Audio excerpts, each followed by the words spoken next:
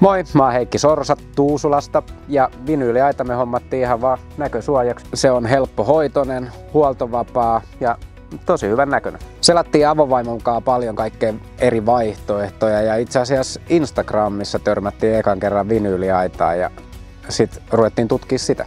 Ja se oli sitten aika nopeasti sitten meidän valinta.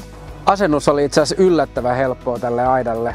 Vinyylitalolta tuli asentaja, valoi tolpat paikoilleen ja sitten seuraavana päivänä niin ehkä puoli tuntia niin noi elementit oli ladottu tuohon aitaan. Reilu 20 metriä siinä meni, joo, hyvin nopeasti.